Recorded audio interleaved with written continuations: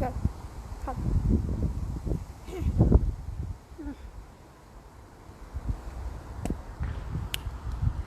السلام عليكم ورحمة الله وبركاته. دمان حاجة وحن كسلام يا برشوين تنطاونا سامبنا دقيسان دونتا دمان تناد بندين سلام يا برشوين تصوماليا ميل كستوت كل سبنت هين دوني تعلد إذا يدافع هذا والله معنيه عندها لا أمر لبعض الله. السلام عليكم ورحمة الله وبركاته. دمان تناد بندين سلامينا كل وامركي كواد صوق قلنا الله يفكا وحيابها النبوك muxuu ahaayey kalifeyna insha Allah biidnillaahi kariim gadaal baan ka ogaan doonaa. Xaggana maanta waxay la fadhiyaa saygayga Cabdifataax Maxamed Yuusuf oo intiina aragtay intii kalena insha Allah biidnillaahi kariim ay haddana arki doonto. Aad baan dhammaantiin walaalahayga sharafta loo idin salaameynaa dhammaantiin kusoo dhawaada insha Allah biidnillaahi kariim saygaygana insha Allah wuu idin salaami doonaa waan idin la hadli doonaa. السلام عليكم ورحمة الله وبركاته. برشاد الصومالية لما أنتم وايد السلامة. عادي بندقكم هالنقية لما أنتين بركة جدا. واحد كليبكم ما أنت يقول سوق اللي فيه أنا نسوق عليه. وأنا كي برشاد يدولي إن أي خدم بيس برشاد عالم يعني ما تدا ما أنت وقت قال له بتشرو ويهاي. ما أنت أنا وحنا كلنا لا يترك سودان. مقالة السفر يعني قف كستوب بلا آدمي وحو قبطه وانو قبلنا واشق ايسانا قريها يقعنا قشق ايسانا وحق استنا ونشق لما انت انا اسكا كلير قرينا وشده يديد عن قغني مدركة يجيو هويو الصوماليا صوماليا جبوتي جيجيجا NFD كل الكشان يعني ميل قصة ولو حي مقتولين يدبيا وشده يسوي ولي يبرا مهمة شخص اللي فوق لفا oo indhala oo ama social media soo gala ama TV-yada laga arka ama wariyaha mooyaane bulshadiina ay wali baraarugin qofka qudhiisa soo galay social media ama TV-ga wariyaha noqday soo galay qudhiisa in loo arko qof jino wax ka siihiino si kala oo wali ay bulshadii ka dambayso aragtidii ay la jaan qaadeen maanta casriga waxaan horta ku wacyi gelinayaa ardayda soo baxday ee indhaha inama iyo hablaba ee dhalinyarada iyo noloshiina ha xulina qof konton jir ama 40 jir oo guri fadhiyo ku gaboobo indhala ha xulina waa in nolosha ka socotaan inanta yar ee maanta koobiraad jirka ama 20 jirka ama 19 jirki waxay higsanaysaa sida maanta wadciga adduunka u soconayo maadaama social media isticmaalayso laakiin inay eegto maaha isla gurigii fadhida ama ayeeday alxamdulillah oo bariga hore gidaar farsamada warsan jirtay sideedii inay wali u fakarto maaha maanta dunida way socotay la jaan qaada dunida bila aadmigan walaaladayda kale indhaha qabo waxaan u sheegaya ama indhaha la daa adduunka ku nool caalam dhulkiisa kala gidsanba wax la abuuro ama la sameeyo ama la soo gacan qabto bila aadmi baa ugu wanaagsan waxaan aad idinka codsanayaa inaad daba gacan qabataan bulshada dhalinyarada ah ee indhaha la waliba khaasatan hablaha ee doonaya inay ka soo baxaan madowga oo ay soo galaan iftiinka caalamka la qabsadaan dad badan baa jira oo dhalinyaro ah oo maanta doonaya inay wax qabsadaan marka waxaan aad iyo aad u codsanayaa in aad wax la qabataan oo khaasatan hablaha la moodin yani habluhu haddii ay social media soo galaan ama wax qabsanayaan inay xumaadeen oo yani dhaqankii ka baxeen dhaqankii kama baxeen iyadoo jambiibkeeda iyo dhaqankeedii uwan ay haddana wax qabsan kartaa baarlamaanka adduunka oo dhan way ku jiraan Yurub oo dhan way ku jiraan hablo iyagoo jambiibadooda sita ee baarlamaanka ka hadlaan oo ka doodaan wax eeba maaha laakiin adiga indhaha leed maanta weli soo haysato inaad halkii ayeeday fadhido wax eeb midda kale ha ku dayanina qof noloshii ka dhacay oo meel iska fadhiyo qaad iska cunaya ama inaan ha ha ku dayana ama qof gaboobo gurigiisa ka fadhiya oo sadaqad meel loogu geynayo in idinku maanta sadaqad la idin geeyo maahan waa idinku wax qabasataan oo idan bulshada culays ku noqonin ee idinku wax u qabataan bulshada waan ogahay wax kasta inaad qaban kartaan dhalinyaradiina waan ogahay anigu maanta sida habluhu idinku soo bandhigayaan inay weel xali karaan waa loo waxaas wax bari hore laga gudbay maaha in weel xalis iyo waxna bulshadiina inay wax kasta qaban karaan bay idin soo bandhigi doonaan oo ay shaqaysan karaan oo wax qof kasta indhaha qaba oo qaban kara ay qabanayaan khaasatan hablaha ya hablaha wax la qabata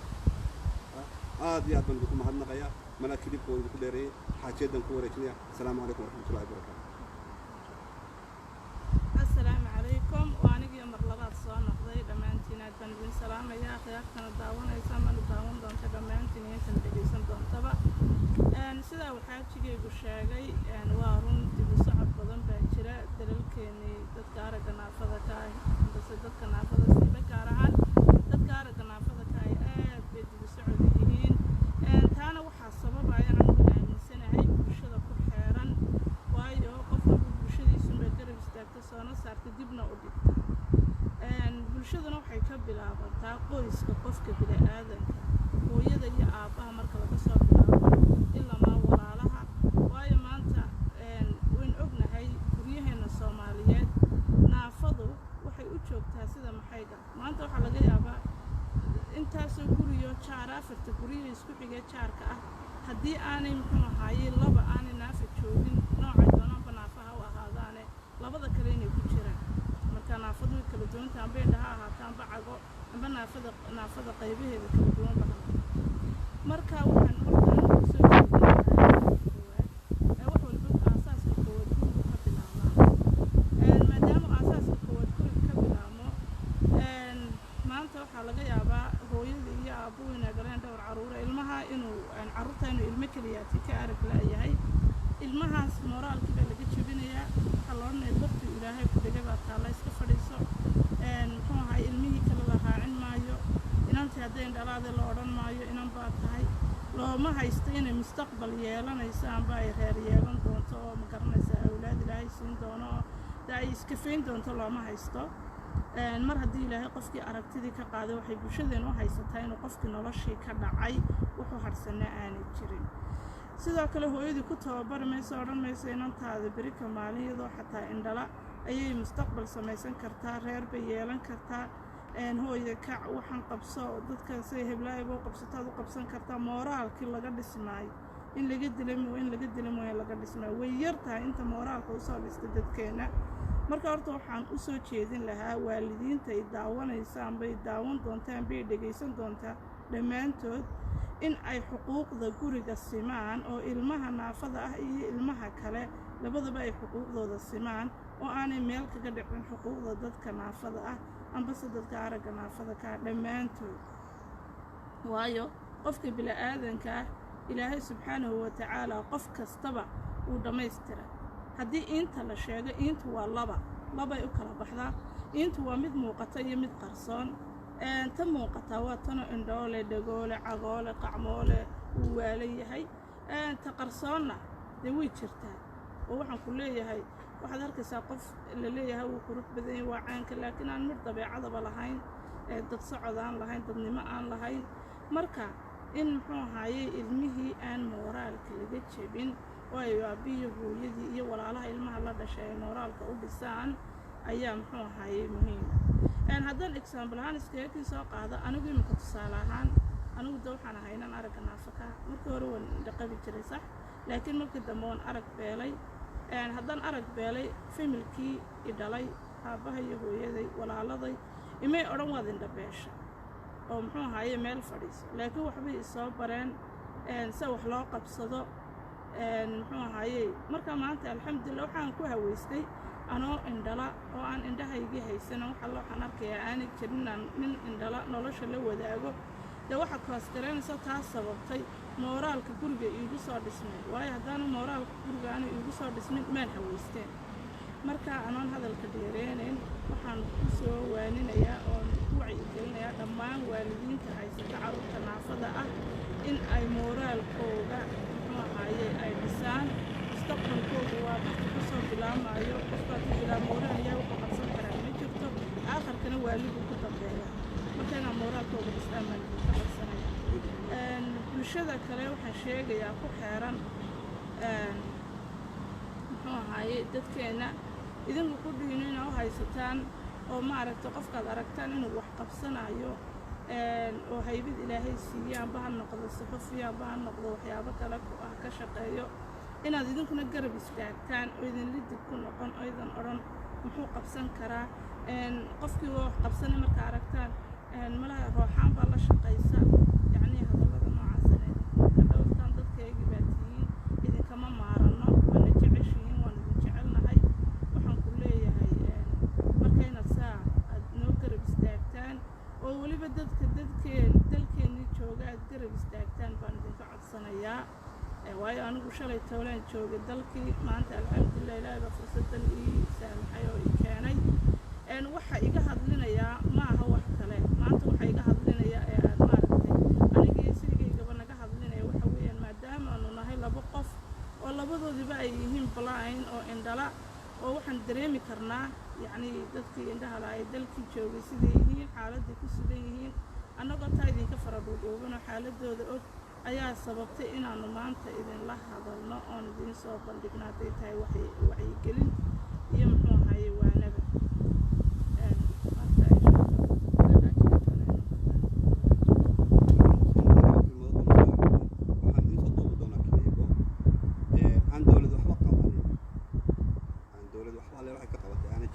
laakiin dad shiciba oo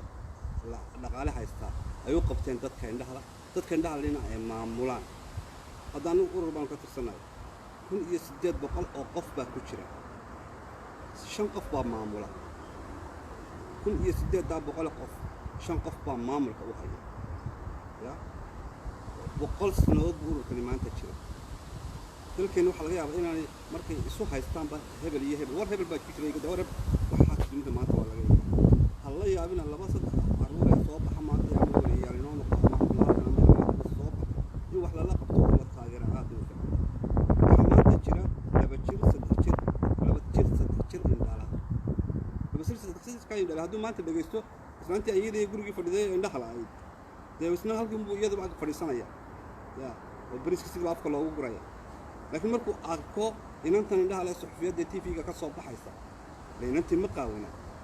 laakiin wuxuu oranayaa inanta alla inantaas way dhaladay baa la yidhi inantii wuu dhegaysanaya wuu ku dayanayaa maanta laakiin marka la yahay inantii alla dibadda ay u soo baxday way xumaatay ma xumaanin inantii way xijaabantay habluhu qur-aanka waa dhammaan wax xaafidin meesha cidda doontaan iyagoo akhriyayaan idiin soo duubi doonaa qaarkood insha allah bismillahi kariim ya marka waxaan leeyahay kilibo badan oo soo duubi doona oo dadka dhulkan jooga sida ay u qabsadeen ama horumarka ay sameeyeen toddobaadkay sameeyeen in aynu ku dayno dadka bulshada uga wanaagsan waxaan aad iyo aad u soo yar dhaweynayaa hablo dhalinyaro oo tafa oo doonaya inay wax qabsadaan laakiin cid wax la qabato istiila ya hablahan insha Allah ururkooda way shaacin doonaan biidnillaahi kariim rajo badan baan u rajaynayaa waa hablo yar oo da'yar waa 20 jir 8 jir ma garatay marka bulshada Soomaaliya waxaan qabsanaya in dadka wax lala qabto meel kasta ay joogaan ya weliba ha ugu sii liiteen kuwa ya Soomaaliya ha ugu sii liiteen waayo iskuul ma haystaan wax ma haystaan aad iyo aad bay ugu jirtaan bulshada Soomaaliya waxaan ka codsanayaa meel kasta joogtaan inaad dadkiina naafada dadka indhaha wax la qabataan ya culimada kullada waxaan leeyahay waxaad moodkii lagu dayanayay ya marka inaad dadka ka aamustaan ma aha marka khayr badan baan yirtiin assalaamu calaykum waraxmatullahi anaa ku soo noqday iminka waxaa jira intan dadkan indhaha leh la arkaayo ma aha muhiimadu laakiin awlaad yaryar oo u baahan gacan qabasho u baahan haddii maaragtay ay heli lahaayeen xaalad caafimaad laga yaabi lahayn indhahooda wax laga qaban lahaa waxaa jira dad indhala-aanta ay u raacsiisan tahay inay jismiyan xataa u xanuunsanayaan oo xaaladooda caafimaad ee kale aanay saxsanayn maanta intaad hadlaysa ma aha laakiin anagu muhiimaddu maanta waxaan doonaynaa in aanu noqono kuwo u dooda anagu waxba kama rabno laakiin waxaan rabnaa inay iyagu wax noqdaan waana damqashaan u damqanaynaana naga hadlinaysa inay noqdaan muxuu ahaaye kuwa aan hadli karayn ee guryaha ku jiraan ee mooraalku ka dhiisan yahay in aanu muxuu ahaaye soo aan u hadalno oonu noqono muxuu ahaaye dad u hadla marka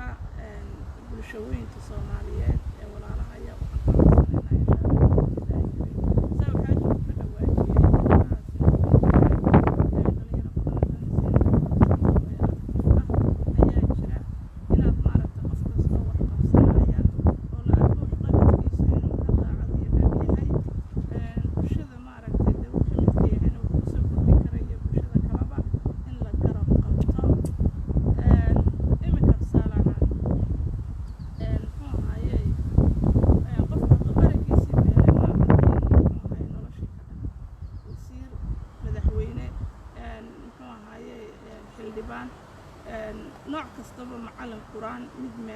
nooc kasta buu noqon karaa laakiin waxaa loo baahan yahay dadkan maskaxdooda way hayaan ilaahay subxaana watacaala indhihii ka muuqaadin uu u lahaa laakiin ciddii garab istaagi lahayd baa loo baahan yahay muxuu ahaye odhan lahayd waad qabsan kartaa kac fadhiga ka qaban qabso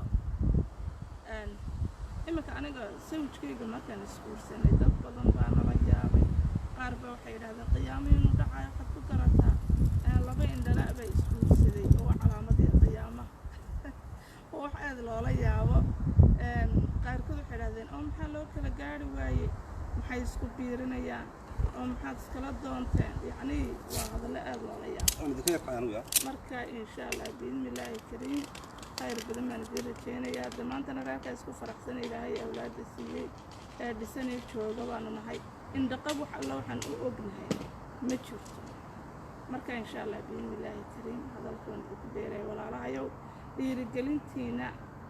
muxuu ahaa iminka waxaan ka sameeyey youtube-ka janan baan ka sameeyey janankaasoo ugu magac daray waxqabadka hablaha aragga naafada ka yaad kacdayba aad baxda waxqabadka hablaha aragga naafada ka muxuu ahay aan ugu magac daray taasaan doonaya inayn bulshadeena si aynba laga dhaadhicin lahayn dadkeena inay wax qabsan karaan aan kusoo muxuu ahay bandhigi lahayn marka walaalaha janankayaga ku xidhan kuwa lifeka iminka inoo daawanaya kuwana daawan doona ina dhegaysan doona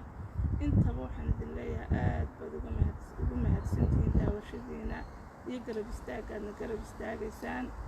walaalihiinayna saasoo kale u garab istaagtaan baanu jecelnahay idinkama maarano dadkaygii baa tihiin salaan kale iyo laaba baan idin soo gudbinaynaa insha allah biidnillaahi kariim kulanka xiga aynu ku kulmi doono insha allah intii inoo gaadhayo waxaan idinkaga tegaynaa assalaamu calaykum waraxmatullaahi wabarakaatu nabada